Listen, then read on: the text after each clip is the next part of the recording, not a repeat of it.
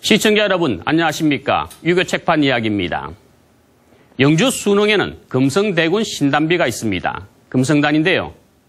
조선조 단종 복위 사건으로 유배됐던 금성대군이 처형당한 곳입니다. 단종 복위 운동이 실패하면서 순흥부는 폐부됐고 200년이 지난 숙종 때 가서야 겨우 복원됐습니다. 단종의 폐위와 복위 그리고 사육신과 생육신에 대해 자세히 알 수 있는 자료가 바로 장릉지입니다. 장릉지는 단종에게는 충신, 세조에게는 역적이었던 조선 선비들에 대한 역사적인 평가를 담고 있습니다.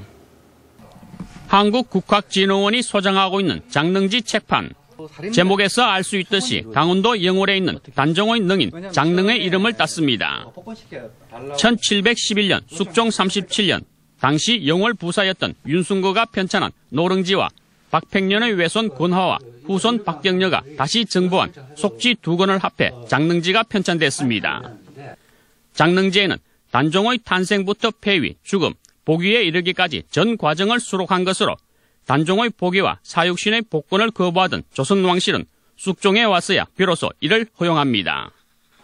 숙종은 1698년 공식적으로 단종의 복위를 선언하고 대군으로 격하됐던 노상군에게 단종이란 묘호를 올리고 박팽년의 후손 박경려를 장릉 참봉으로 임명함으로써 복권시켰습니다. 장릉지 편찬은 당시 성리학을 숭상하던 조선 선비들의 수건 사업으로 한두 사람이 아닌 여러 문중에서 이 작업에 참여했습니다. 여러 사람들이 이 장릉지의 편찬에 매달리게 된 것은 바로 단종의 폐위와 사육신의 죽음이 조선 지식인들이 해야 할 가장 큰 숙제였기 때문에 그렇습니다.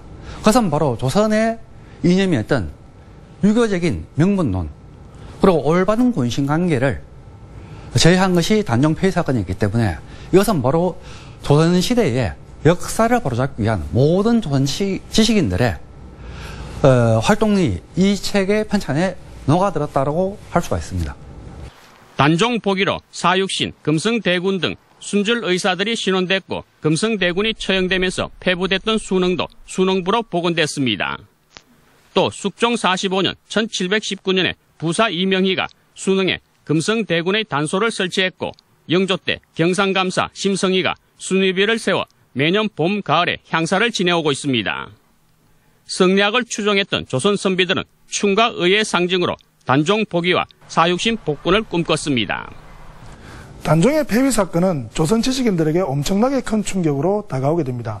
왜냐하면 주자학적 이념으로 건립된 조선에서 조선의 주공을 자처했던 수양대군이 자신의 조카를 밀어내고 왕위를 찬탈한 사건으로 받아들였기 때문입니다. 이 때문에 많은 선비들은 조정에 출사하는 것을 거부하게 되고 심지어 이후에 단종의 죽음 같은 경우도 끝없는 의심의 눈초리를 보내게 되었던 것입니다. 단종 복위 사건은 한마디로 세조가 찬탈한 왕위를 제자리로 돌려놓기 위한 충신들의 몸부림이었습니다.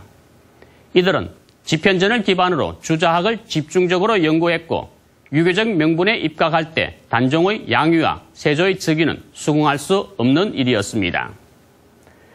단종의 죽음에 대해 세조실록에는 노산군 즉 단종이 스스로 목매에 죽은 걸로 쓰여 있지만 장릉지에는 타살돼 강물에 버려졌다고 기록되어 있습니다.